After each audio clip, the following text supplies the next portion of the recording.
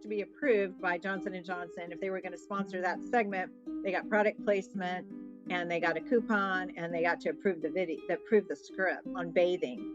So then I would meet with the account manager for Johnson & Johnson and the ad manager for Johnson & Johnson, two different people, two different cities. So we had to do that for every segment, and it was just top notch, right? First, I had to sell the ad. I had to sell the sponsorship, which was around $100,000 to $200,000 each, and then get approvals and all that. So it was a lot of work. And then I was running around the country. So I was always on an airplane for 4 or 5 years, you know, going to all these different places, and then getting renewals and all of that, you know, and getting new sponsors and things like that. And then eventually what happened was the DVD obviously went out of style, and things started going online. But let me tell you, online video at the time was not good. In a corporate world where all employees have great leaders with no egos that create fun cultures where people can do their best work, the employees and companies thrive while doing great things for the customers, themselves, and each other. Well, we know that rarely happens. I'm Jeff Palacio. I have been a leader for over 40 years for every t-shirt size company, from small 16 employees to extra large over 1 million. Please join me while I interview outstanding leaders that will share stories of great leadership and not so great. It will help you become a better leader while poking fun at all the crazy shit that happens in corporate America.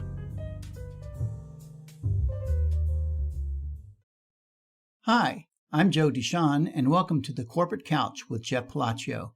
Today's episode is brought to you by Palacio and Partners, providing turnkey podcast creation, hosting, production, promotion, and related creative resources for you and your business. Today, Jeff is interviewing Staci Cross. Staci is the founder and CEO of Enjoy Pure Food and Drink, a fast casual restaurant concept built around whole, organic, and minimally processed foods. Before launching Enjoy in 2012, Staci co-founded Baby Basics, where she led national partnerships with powerhouse brands like Johnson & Johnson, Disney, and Procter & Gamble. She also spent over a decade in broadcast media as a senior television account executive. You can learn more about Staci at enjoypurefood.com. Let's listen as Jeff talks to Staci.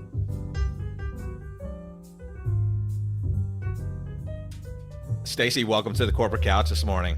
Thank you so much, Jeff. So happy to be here. We don't show the whole video of our conversation, but you match perfectly with your background, that nice blouse or dress you have on. So yeah, thank you for coming on today.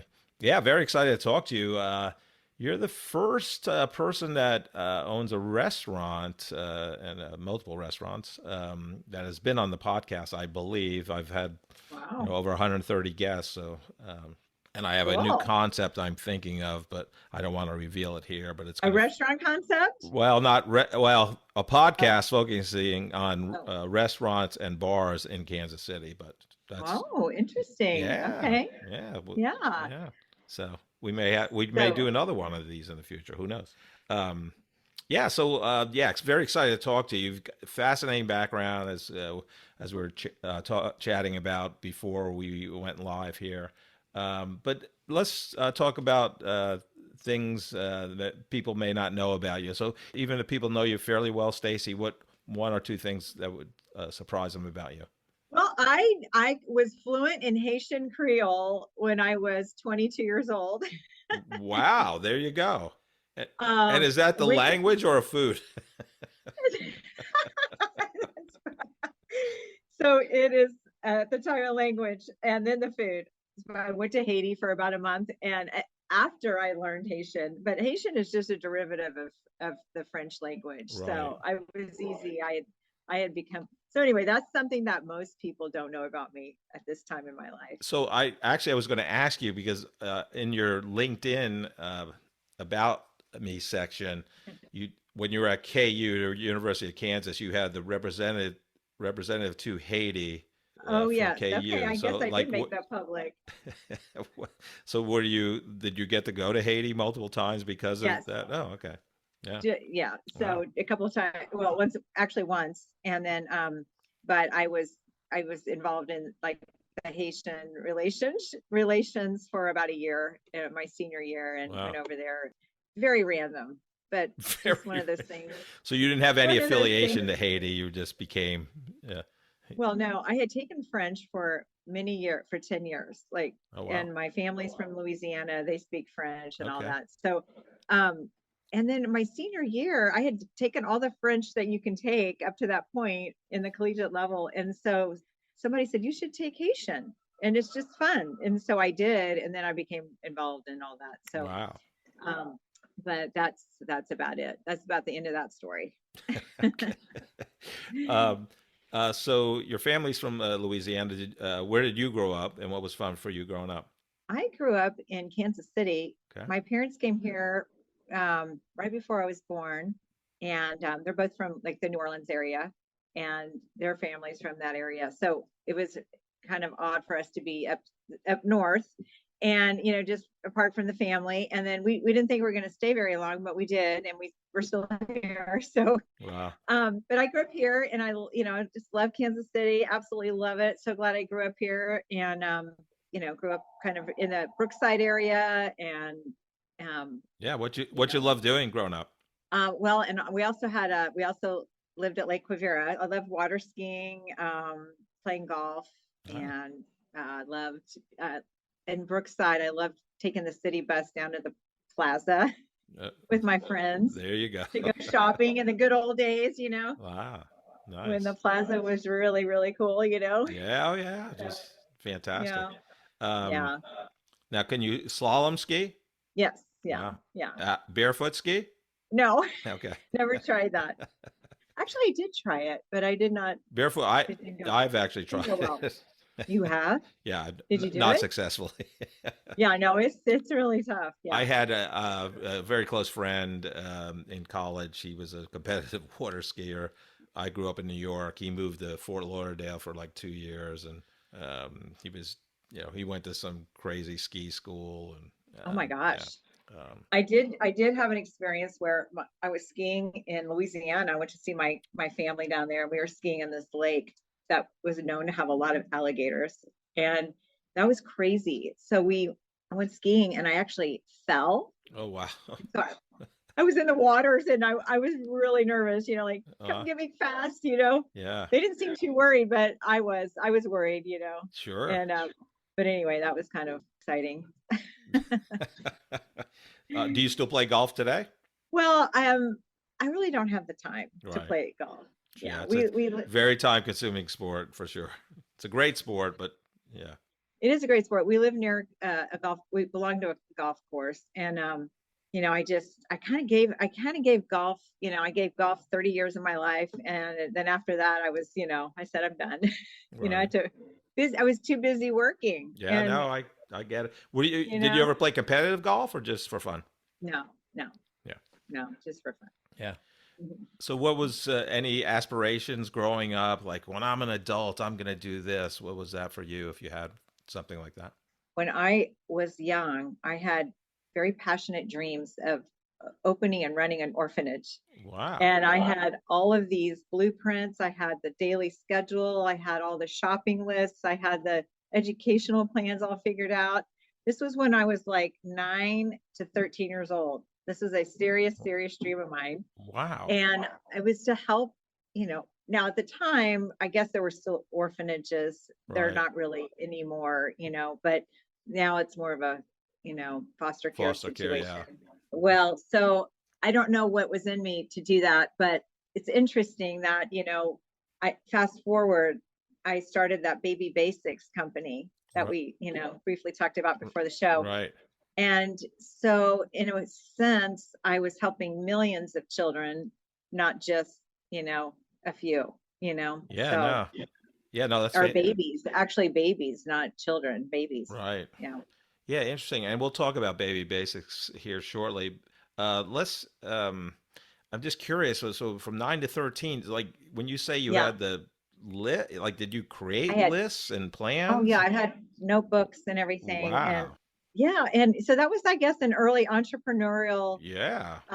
streak, kind of, that's where it kind of started. I just had it in me, like, to create, Yeah. create that. And yeah, and I showed, my parents knew. That's probably the only people I really shared it with, Yeah. Yeah. parents. I didn't, but it was, I liked it because I felt like, I kind of felt like a businesswoman at the time, and also a caretaker, and Yeah. someone that was helping others. And then at 13, what happens at 13 is you kind of go through puberty, and you become a teenager, and Right. other things take over. Right.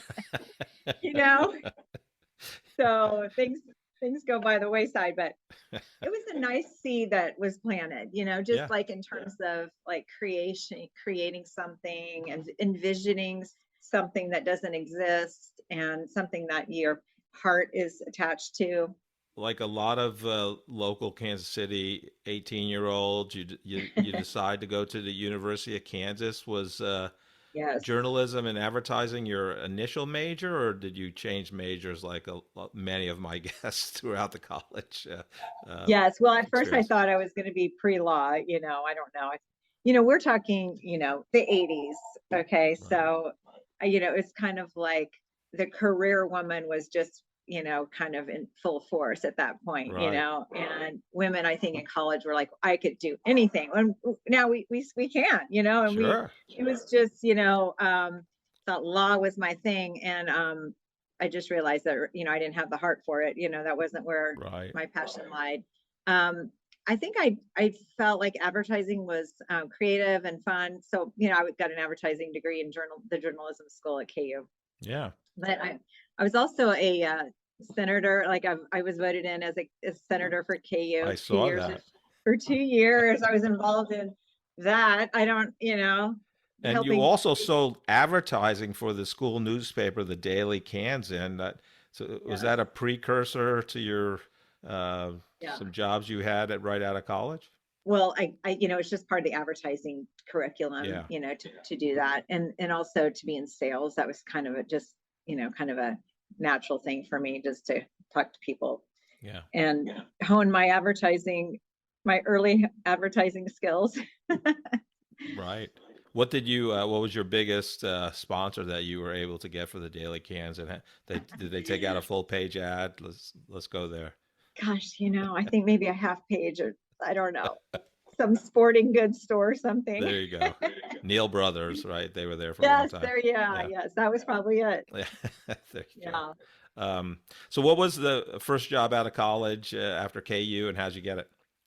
Well, my first job was an assistant to the CBS television sales regional representative that had an office in Kansas City. And she was 29 and I was 22, and she was my idol. She had it all together. She had been Yeah. out in the business world, and she was crushing it, and she was doing amazing things. We still keep in contact. Nice. And she's an amazing real estate agent now in Kansas City, just doing so well. But so anyway, that was my first job. I was her assistant, and was also, they kind of had a dual assistant with this other guy that did radio for like 3 states. So they kind of pulled their resources together, hired me right out of college to do like Wow. some of their, like, groundwork, just some of their research and all Right. their paperwork and stuff. But for me, it was a great way to learn, the business in the real world, and not have to be subject to too much pressure, right off the bat. Yeah. And I learned the business. I was there for a year, and then and then I had an opportunity to actually sell television advertising for CBS in the Wichita market.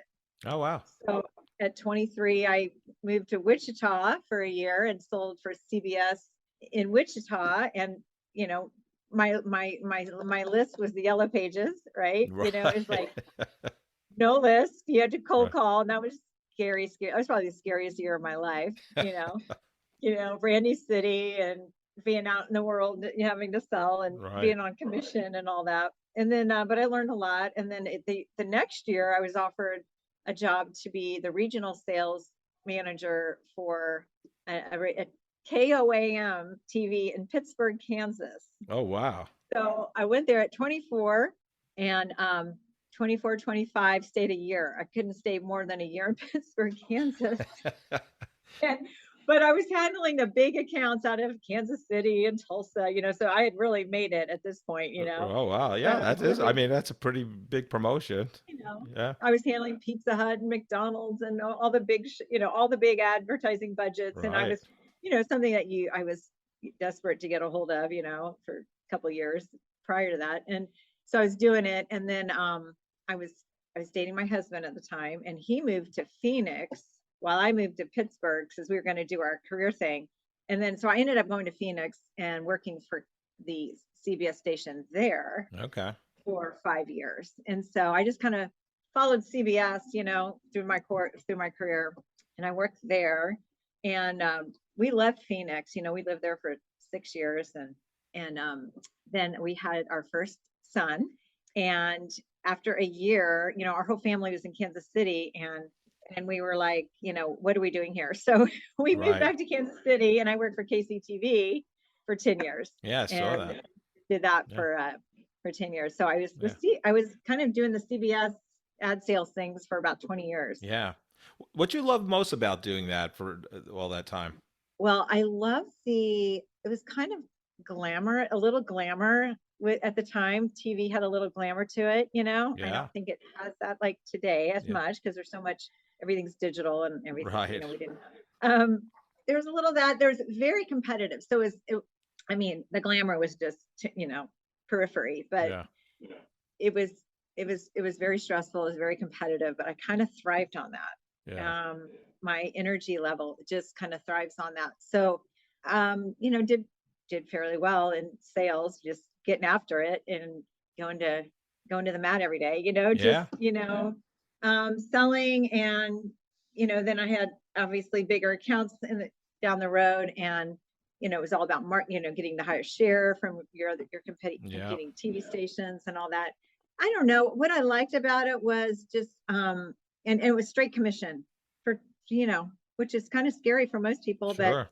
but when you have a good list and so it was kind of, there was some big stick there, big motivator to make money. And I, make good money, help the family. We had two boys, and was able to contribute well to the family and all of that. And yeah. Nice.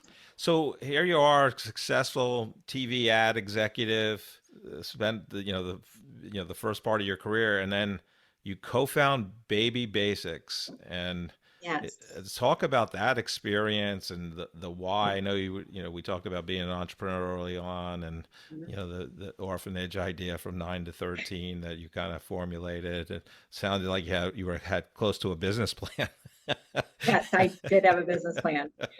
I had budgets and everything. But when so I think after 20 years in working in the corporate world, you hear this a lot, I'm sure, from your entrepreneur people that you interview. The itch, is there to really create something for yourself, to provide meaningful value to the world, and you have an idea, and so actually it was my husband and I and a partner from Phoenix that we had known. We always said when we had babies, like, where's you have the manual, right? But where's the video to show us everything? And so we put together a 20-segment video on preparing and caring for your newborn that was very high quality. So it was sponsored by like all the top Fortune 500, like Fortune 500, 100 companies like Procter & Gamble, Kimberly-Clark, Merck, Babies R Us, big companies. We had 20 different sponsors that funded the video and the distribution to 95% of all hospitals in the country received. They were able to give a video to first-time parents. First-time parents would receive this video, and inside would be like coupons as well, like a Babies R Us coupon or Kimberly-Clark, or like a Pampers coupon or something. Yeah. So the distribution channel was already in place. We just hitched a ride on it with our DVD, and we paid for that. But the distribution was amazing. So it was already set in place, and then they had to accept us as a product that they would distribute. Okay.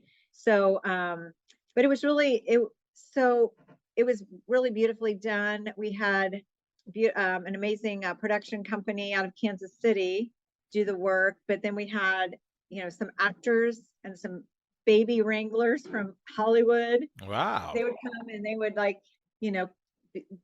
coach the babies or what have you, or, hold the babies during takes and all that.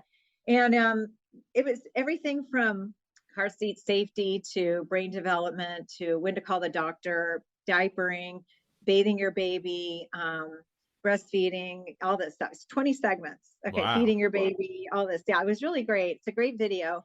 What happened was it was a DVD.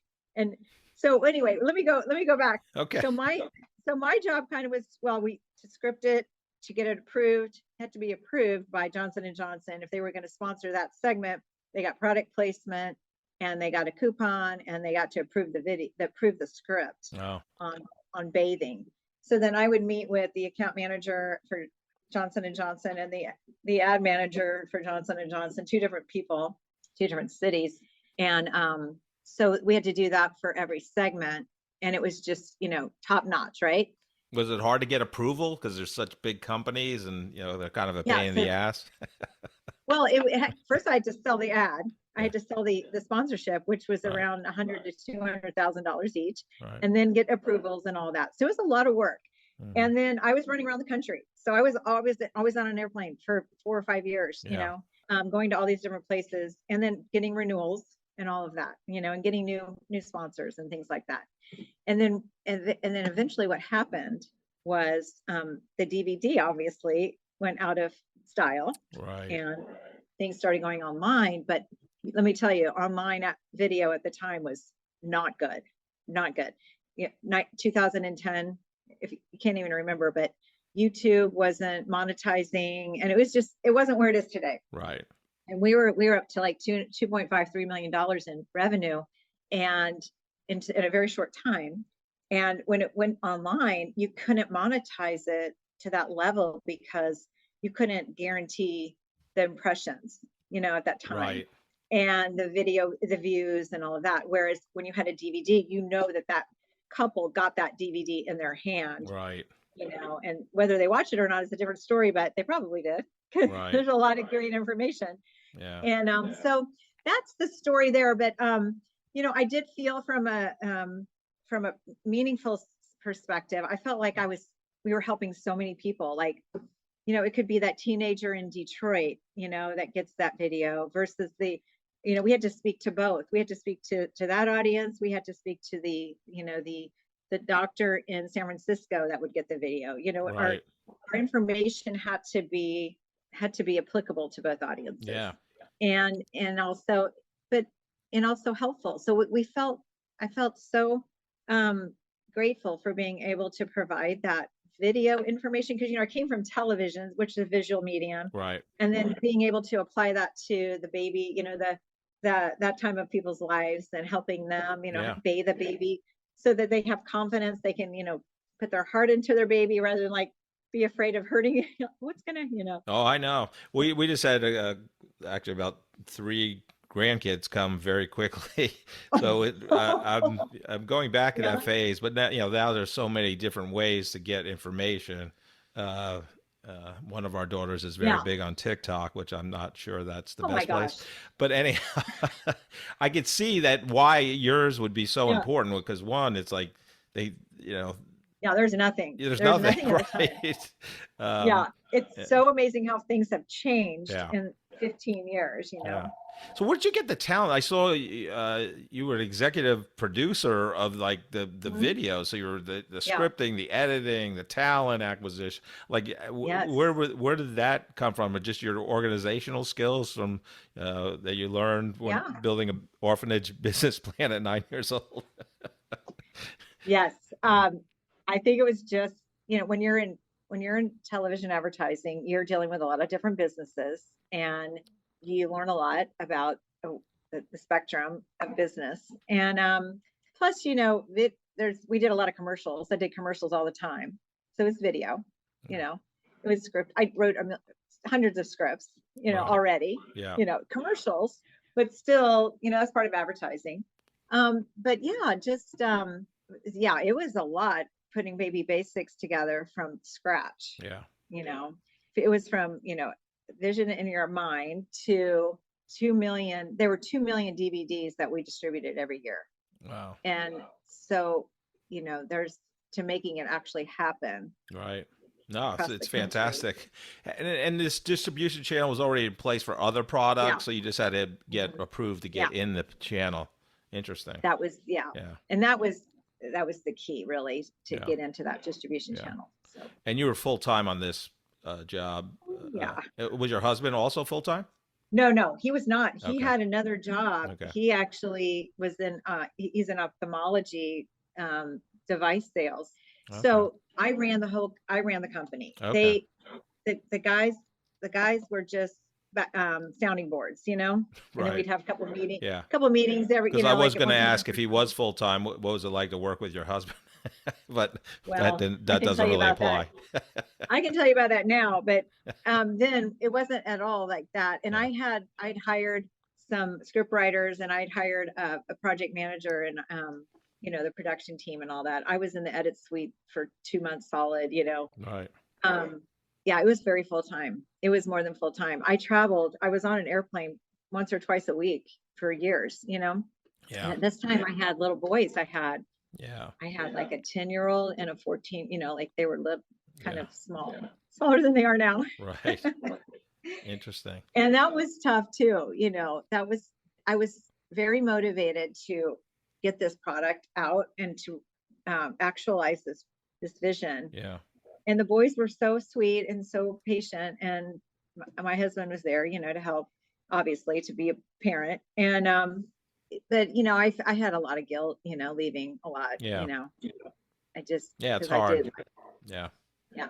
I was gone a lot. Yeah, when my kids were, they're probably a little younger than that, but I had 80,000, and you probably had a lot more. I had 80,000 miles in 1 year. Wow. And it was just, I was on a plane Jeez. a lot, but yeah. Yeah. It was exhilarating though. I loved going to New York all the time. I loved going to LA, San Francisco, Chicago. I did not love going to other places like Cincinnati and What's wrong with Atlanta, Cincinnati? Baltimore. Procter and Gamble. Oh yeah, I It know, was- but oh, you just didn't like Procter and Gamble. Well, I mean, Cincinnati, it's like going to Kansas City. It's not like exciting, like New York is. You're not going to be on the Kansas City Tourism Board anytime soon, Stacy. No, I'm kidding.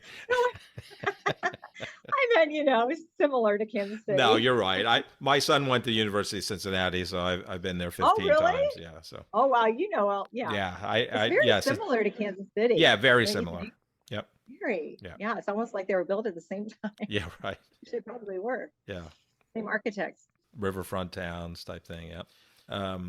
Yeah. So okay. So Yeah. you're basically like So- Blockbuster, even though that was VCRs, but you're basically Oh. like Netflix. And Yes. if Netflix didn't get into online streaming Yes. Oh my God, I know. at this They point, got so smart. I mean, did you just So pack up the shop, and the next day we're like, what do I do now? Because I've been doing this Yes. for 3.5 years. Okay. well, it's exactly what happened. We thought we could do a nonprofit and then go that route. We thought it really wasn't sellable per se, because it was a DVD, but there's so much great content. Yeah. And we didn't do that. But it was at that time that I had the enjoy aha moment for enjoy what I'm doing now, enjoy pure food and drink. Yeah. And so it's because of my travels across the country that I came up with enjoy. And it wasn't because I saw anything like it. It was because I didn't see anything like it. And I think I was vegan or close to being vegan the entire time I ran Baby Basics. I was I've always been very health conscious. Even in television, I believe that was my competitive edge. Energy is everything. So when you have energy and vitality, you have clarity of mind. There's nothing you can't do. Like if you put your mind to it, right? If you've got a goal, you can achieve it. If you've got energy, if you've got health, Right. you're not sick, you're not brain fog and all that. Right. So I think that's pretty common, well-known belief right now. I don't think, 15 years ago, I always believed it, and I was frustrated when I was traveling that I was really hard to find healthy food for people that were on the go. So I was always on the go. I was always running to an airport or a meeting in a hurry and trying to catch the next plane, go to the next city. And you're hungry. You got to keep well Yeah. fed, well nourished, It's hard keep to your be a energy vegan up. too, especially back then. Yeah, Yeah. very hard, Yeah. very hard. And I really felt that being vegan helped me to be lighter and more like did not weigh me down. Yeah. So I was committed to that. And so it was frustrating and it was challenging. And I had many challenges trying to find food that I thought would keep me like nourished at a high level when I was traveling.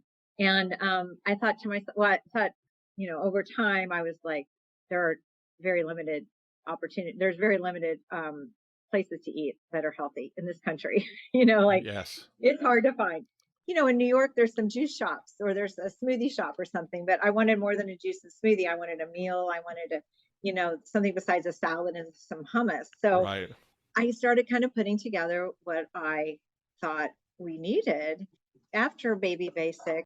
I was thinking, what am I going to do? Like I've got all this experience. I could be a vice president somewhere. I could be a director of something. I could go into corporate world again.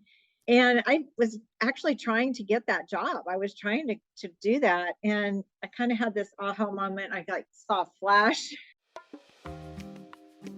Are you drowning in boring corporate communications? Palacio and Partners is here to rescue you. We transform internal podcasts from snooze fest to must-listen content that actually connects your team and strengthens your culture. Imagine podcast episodes that make your employees laugh while staying informed. Our founder, Jeff Palacio, doesn't just create podcasts, he creates conversations that break through the noise. Whether you're a growing startup or a massive corporation, we turn your company's story into audio gold. Leadership becomes human. Remote teams feel connected. Your message cuts through the clutter.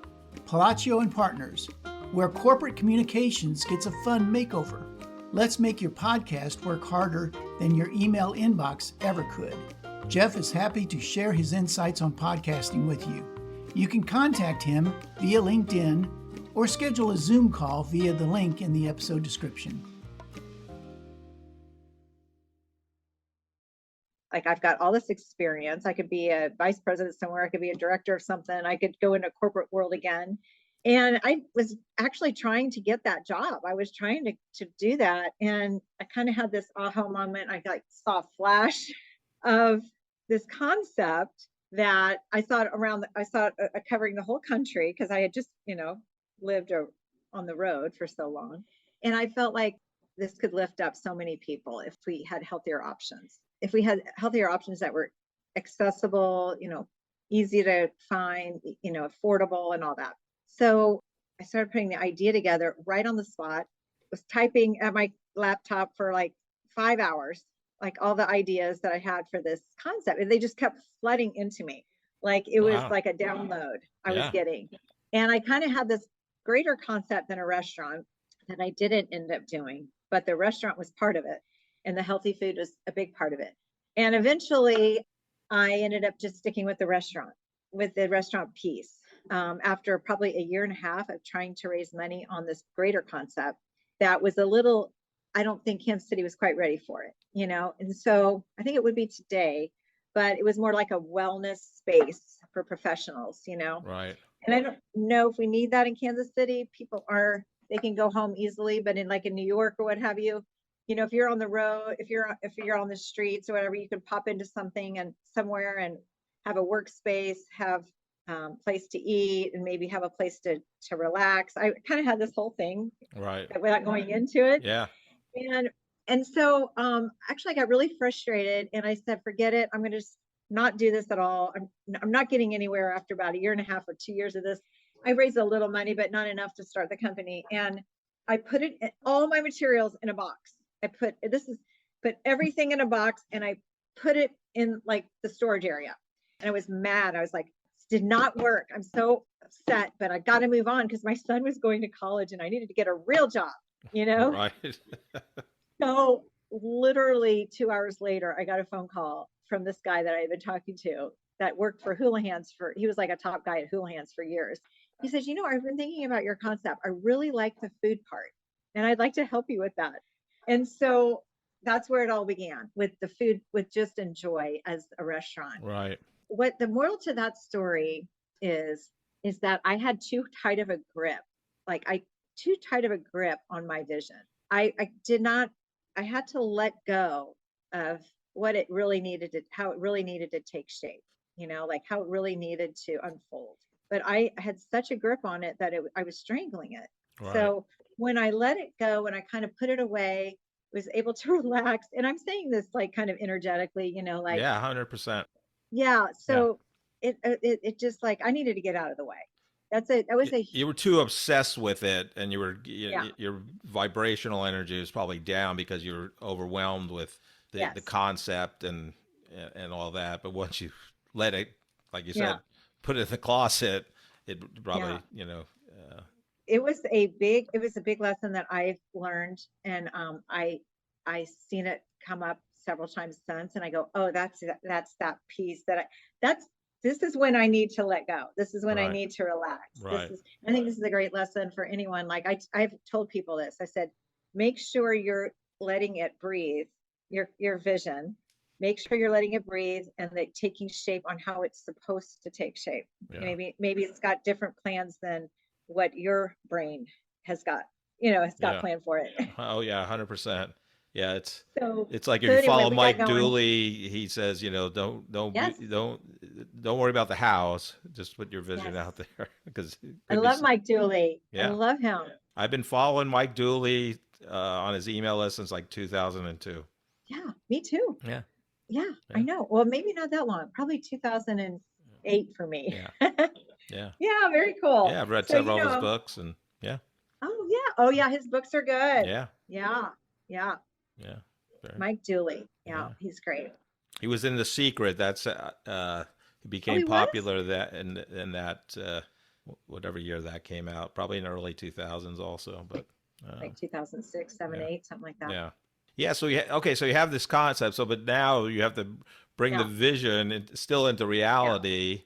So what was that process like? Because I believe the first location in Mission Farms in Leawood opened in 2016. So kind of walk us through now that the vision unleashed with help of your friend that used to work at Houlihan's. Talk about the process. Well, that's when all the hard work began. So this was the building out of the vision. So meaning that I had to put a business plan together, right? And I had to figure out how I was going to raise capital to fund, and how much capital was I going to need, and what kind of size space was I going to need, and what was I going to cost, and how could I prove that I knew anything about what I was doing, because I had no restaurant experience.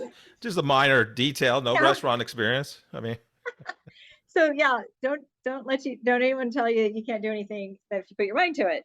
So I had no experience in that area, but what I did, I pulled people together that did know what they were doing, right? So I, like I said, I had the operations guy from Houlihan's. He really helped me all the way to opening day. I ended up hiring Chef Michael Smith from Kansas City, our first James Beard award-winning chef. Very famous chef, not only in Kansas City but nationwide. Yeah. Yes, and he's amazing and such a great, wonderful person. Great ponytail. At least he did have one. I haven't seen him recently. He still does. I think as far as a couple months ago, he's such a hard worker. He's so creative. And he and I met, I cold called him and I said, this is my idea. And we met for 3 hours and he said, okay, I think I would love to help you. And so then he became my chef consultant. And then we ended up working together for 6 months, put the menu together. 6 months, like refining like what my vision was, like all the different categories that we were going to do. And then he ended up coming with developing the recipes. So it's very it's very culinary, has a culinary foundation. Enjoy has a culinary foundation. Yeah. It's not just throwing healthy, sweet potatoes and quinoa together and kale, saying this is a good thing. Yeah. So he came up with the most incredible sauces that would go with the dishes, with the bowls, and just a combination, like everything had to be nutritionally balanced. That was kind of my job. So he and I worked together, and then we had someone else come in and document all the build sheets and document all the recipes and all that. And we still use all of those to this day. And so then I also have smoothies and juices. And this is a big part of the concept. It represents about 25 to 30% of our revenue, our juices and smoothies. Wow. And we're kind of known for our juices and smoothies. Yes. Yeah. Cold pressed. I've had them. It's very good. They're very good. Yeah. Thank you. They're organic, cold pressed juices. We have 7 different flavors, and they're all based on, like they're all geared towards different nutritional goals or what have you.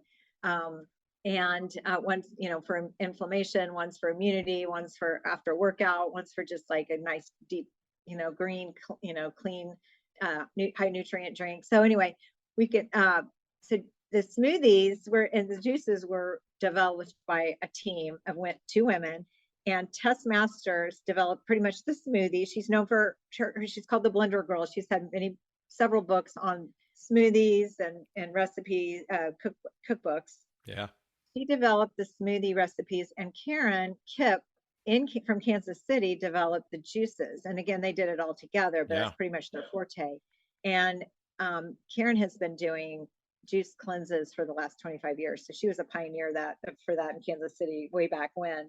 And so those are proprietary. I wanted to have like really qualified people that develop these recipes to also, to really give high integrity to the restaurant and also to investors, because I wanted them to know that it had that our menu had a solid foundation from experts, not from Staci. I'm sure Michael Smith getting his name probably helped with that. Yeah. And I loved how, your cold calling from your Wichita CBS affiliate days got you to Michael Smith cold calling him. So there you go.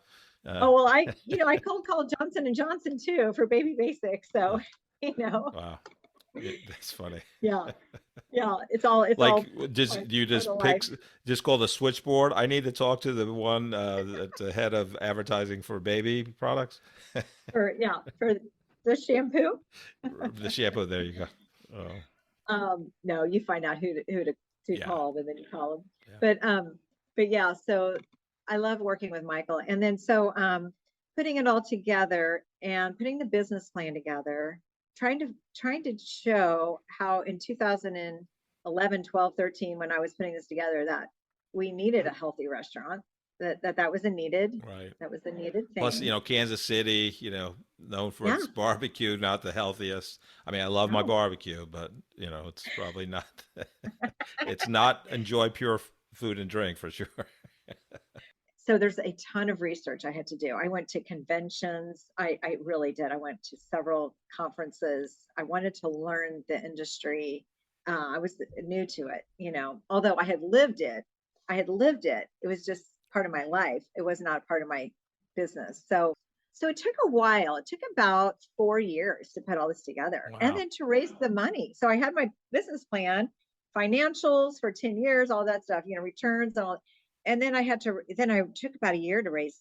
I raised $700,000 to fund the first Enjoy, to do the build out, to pay the people, to have operating reserves and all of that.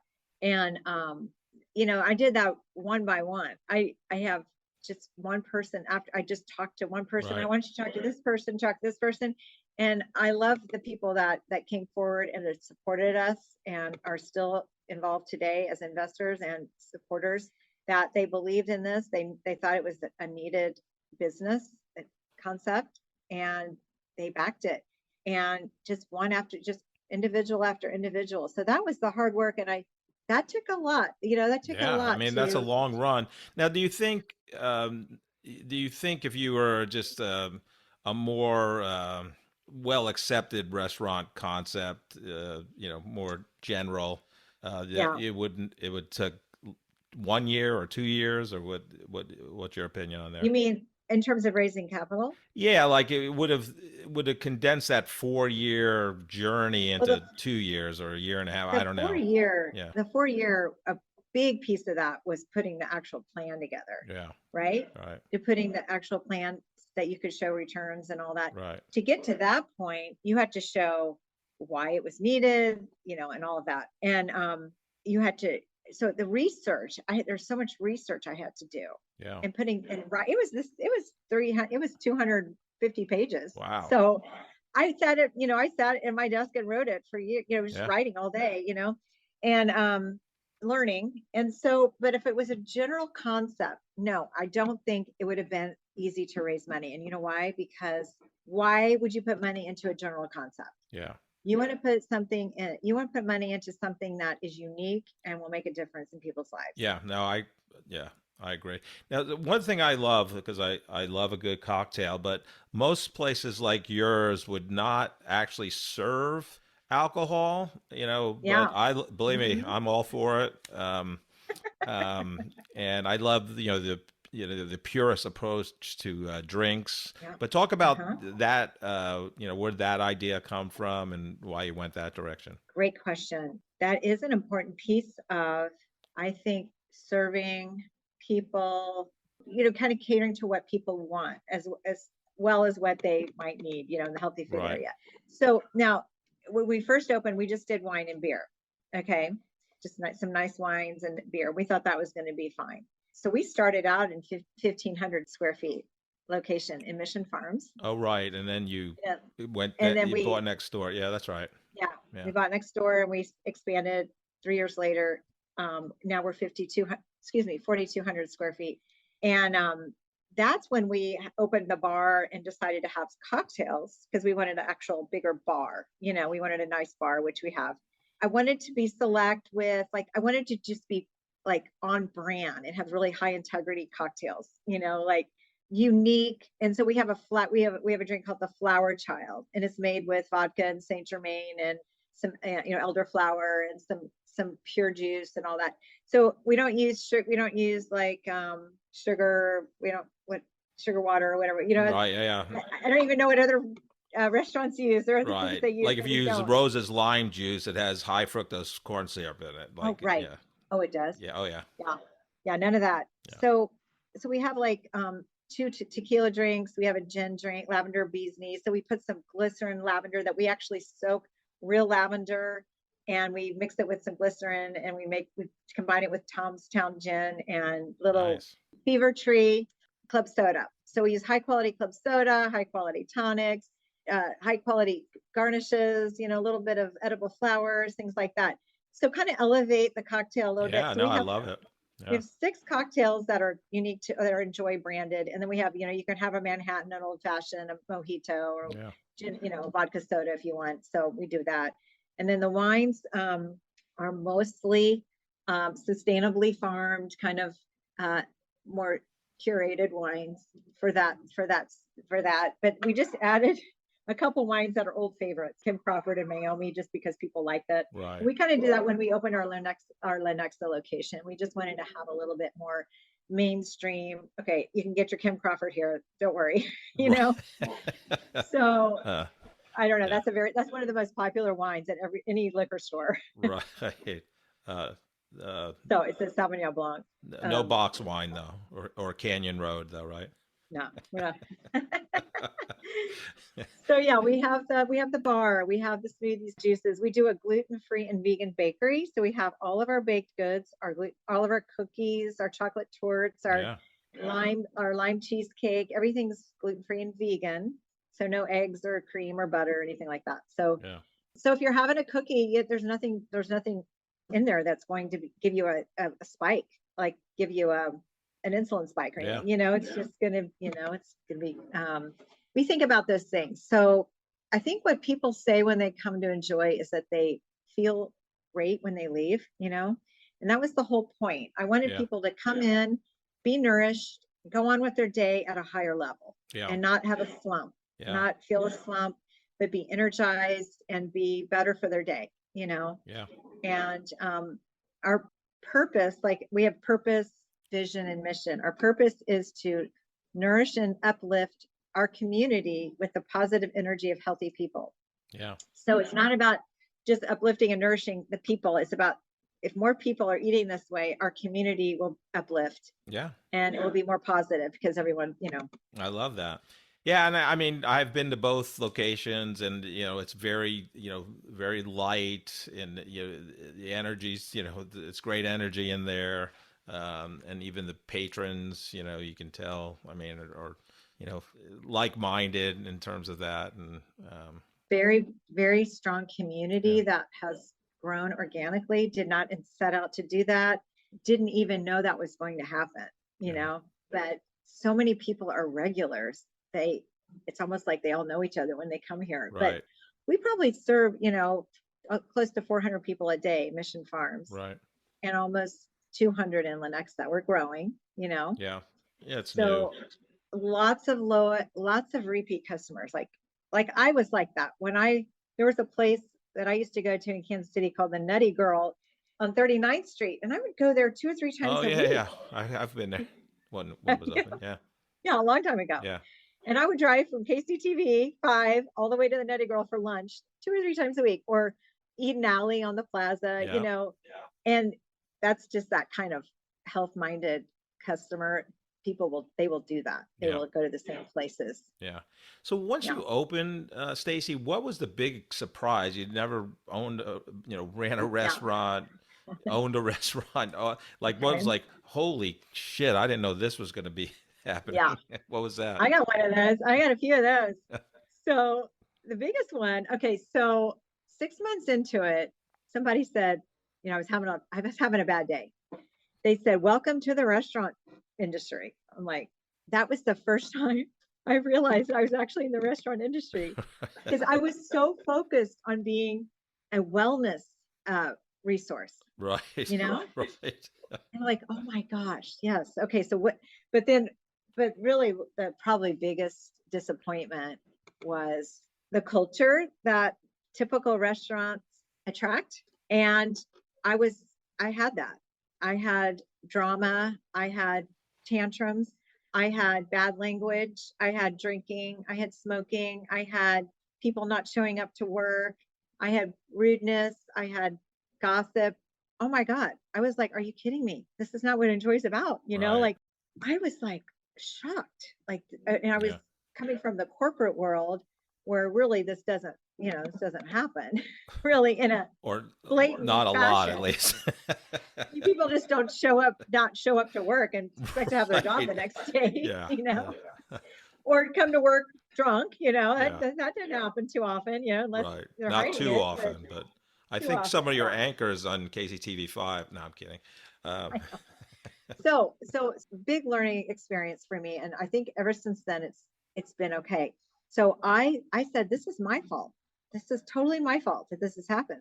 I took complete responsibility for so it's an attraction field. The restaurant was an attraction field. I was giving too much power to my general manager, who did not have my values, and like did not have my same values, which I really haven't talked about. But Enjoy, like, to me, was about being a very like inspirational, transformational energy field that people would walk in and feel like really like nourished, mind, body, and spirit, go on their day, that kind of thing. So she was attracting, she was hiring people that were typical restaurant, experience, had typical restaurant experience. And so one day I said, I called a meeting on a Sunday when we were closed. We closed at 3 on Sunday, and I called a meeting, the whole staff. And I said, I set them straight. I said, Enjoy is not about some of this stuff that we've been experiencing. And I went through the whole, I said, we are an uplifting place for people to come and have a transformational experience for their day. And we need to provide that from our heart. We need to be in service. We need to be kind to each other, and we need to work as a team. And then I started firing people that were drinking, and I just like cleaned house. yeah. And ever since then, it's been good, because, I really felt like I took responsibility for it, and I corrected it, and people knew where I stood. Right. I didn't tell them where I stood before. It was my fault. I didn't communicate Right. that. Right. I didn't communicate my expectations of how I wanted them to act. So I think that even yesterday, I was in a meeting with someone, and my right-hand woman, Madeline, director of operations, she's been with me 8 years. She told somebody, she goes, we're not restaurant as usual. Culture is equal to the food we serve. It has to be high standards, high integrity. And everyone, has kind of like that's the culture that we have now. Right. I think that's what makes Enjoy a little bit different. And that is what I set out to do. Yeah. It wasn't always about the food. It was also providing that warm, truly warm, authentic atmosphere. Yeah. Did you change your hiring practices and interviewing to kind of make sure you got the Yes. right people and what you do there? Well, you just kind of start asking questions that will guide you to what person they are. Yeah. It's kind of intuitive a little Sure. bit, at the time. And it changes, now it's really about being really like, we don't just hire anybody with restaurant experience and expect them to drink the Kool-Aid. Right. Sure. We want them to know that they're authentically friendly and that they have, that that they really want to help people. And we have some questions that guide us towards those answers. I love that. So you just opened up, we're recording here June of 2025, actually June 25th, 2025. You opened up Lenexa, Kansas, your second location, November of 24. Yeah. And so what's next for Enjoy? Where are you going in the next few years? I'm hoping that we eventually get into some type of expansion through franchising or affiliate locations. Is kind of a technical term. I do think that we could probably have 2 more locations in Kansas City, possibly 1 or 2, and then grow from there. I would need help with that, like manpower and all that. Sure. Like one location opening Lenexa is a lot. Like I'm back and forth. I like to. So my title is founder and vision keeper. There you go. At the very least, I need to make sure that the vision of the concept and the menu stays intact, as we grow. Sure. And other people can handle operations as long as they're doing it the Enjoy way, and just so we don't know exactly. I think I'll know a lot more in a few months where we're headed and how we're headed there. We've got some things in the works that we're looking at. So I think that the idea is not just to grow a business. Like, obviously, I want to be successful, but I want to be successful because I know that more people are going to eat healthier because of our success. Yeah.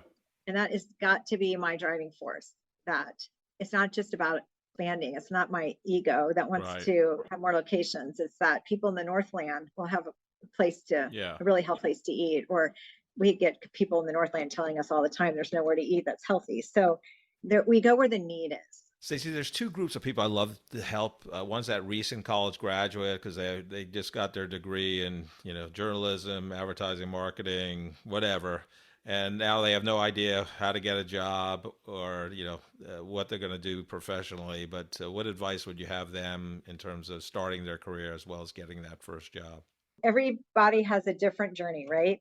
So I don't think you get too tied down to like one idea of what it's supposed to look like, because your first job is just a stepping stone, and it may be a great stepping stone and it may be a bad stepping stone, but the bad stepping stone will tell you what you don't like, and it will even more to what you are passionate about or what you may want, that you wouldn't have seen if you had a good stepping stone, so, or an okay stepping stone. So I would say that just I'm not saying take anything, but if the job market is tough, then it's okay to, just get your feet wet and get out there and do something to, contribute and, kind of figure out what the work pace is like. There's a whole different, it's a whole different life being a working adult than a college student.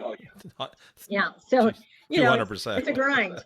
It's a grind. Yeah. It's a grind because you have the weekends and, and then you have your 2 weeks vacation, until you can be an entrepreneur and figure it out. If you want to, maybe you don't want to be an entrepreneur. Maybe you like working, for a paycheck and that's what you want. And that's, that's good. That's solid. It just, everyone's different. Everyone has different DNA. Yeah. I love that.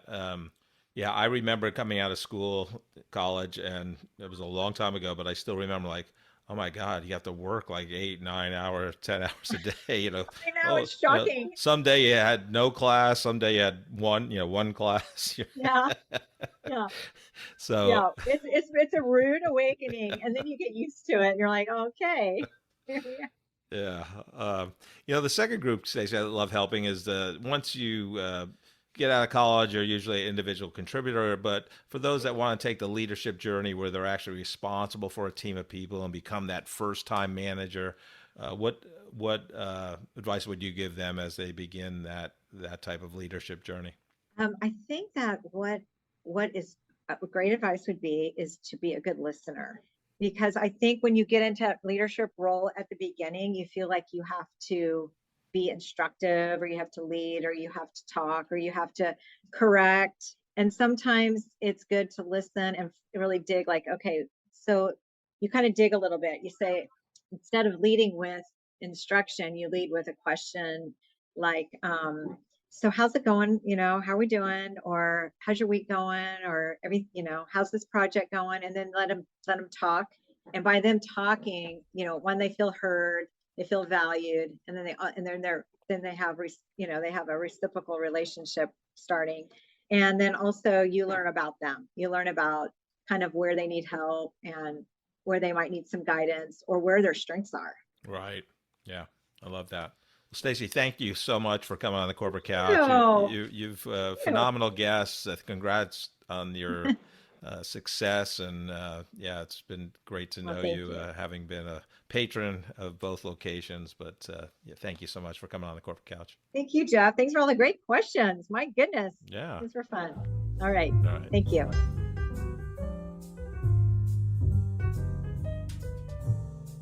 Just love talking to Staci. Oh my God.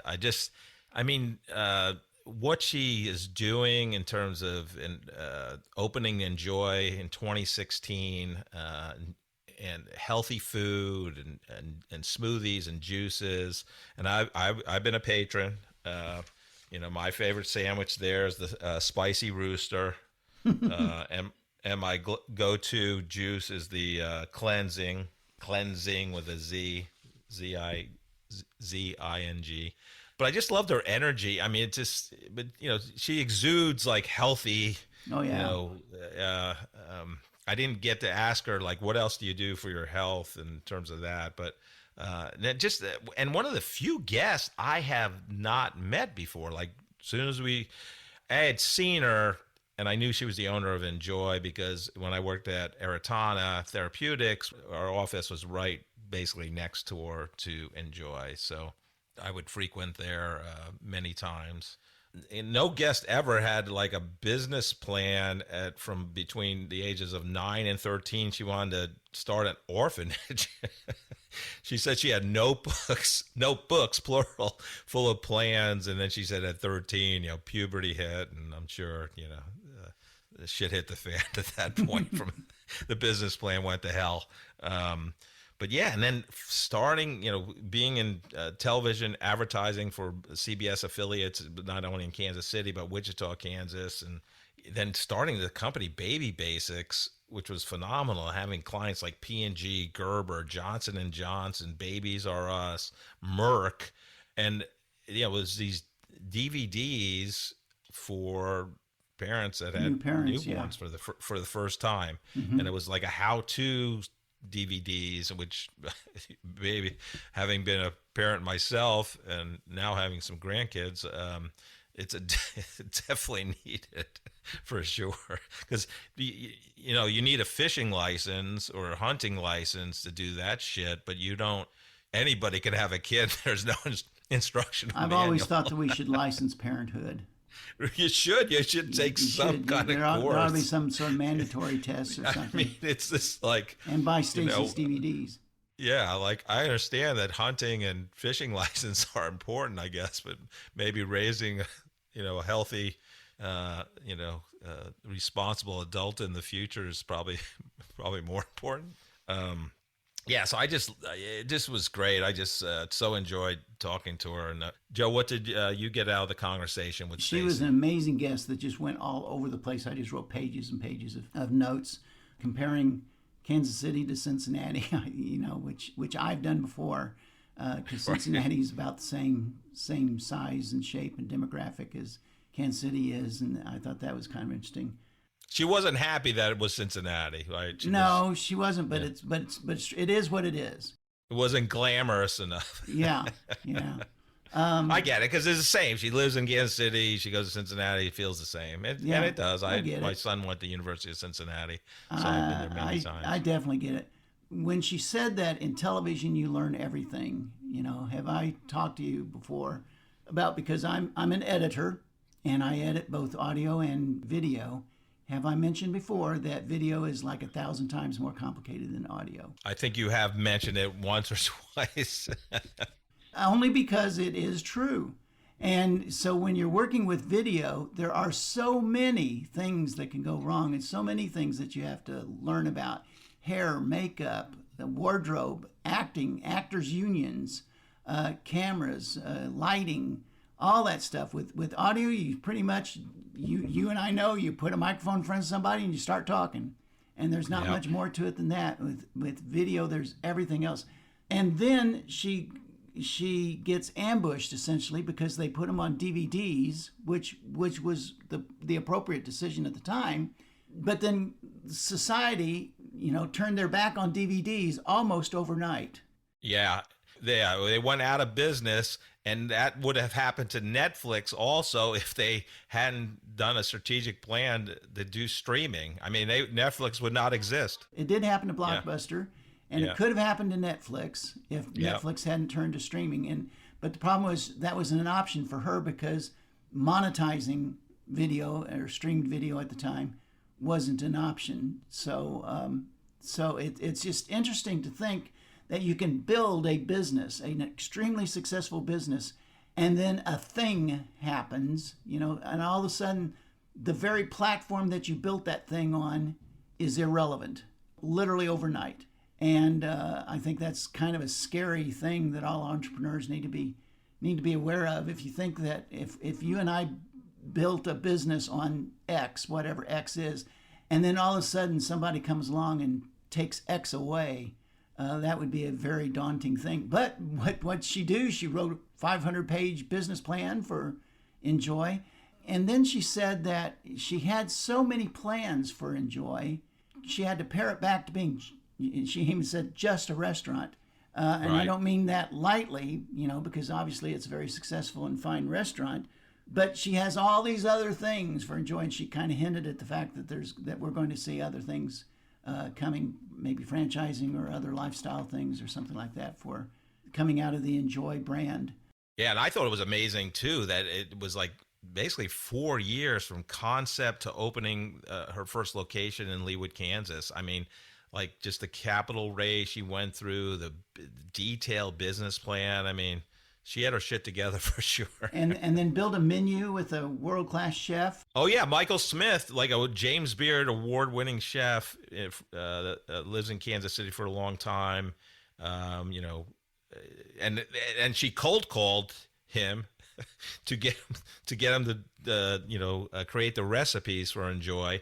And then she had another great cold calling story at Baby Basics. She cold called the J&J head of baby advertising, I guess. And that's one of, there's several things that keep me out of sales, but boy, that's one of them. Is that I would never want to. I had a friend one time that went into insurance, and he was selling life insurance. And who wants to sell life insurance? But that's what he did. And he pretty much got the phone book out. That's when we had phone books, and just started with A and went down the line saying, "Hi, would you like to buy some life insurance?" And he built a whole business based on that. And I thought, man, I could not do that. And I have all the respect in the world for people that can do that kind of thing. It was a great interview. I absolutely loved it. Yeah, it was so fun. Joe, any updates on your life or anything you want to talk about? What I've got right now is a riddle for you. All right. What are the strongest days of the week? No idea. Saturday and Sunday, because all the rest of them are weekdays. Thank you so much for listening to this episode of The Corporate Couch. If you enjoy the podcast, I would love for you to take 2 minutes out of your day to rate us 5 stars and write a review. Please join me next week to learn from another great leader sharing their professional journey and insights.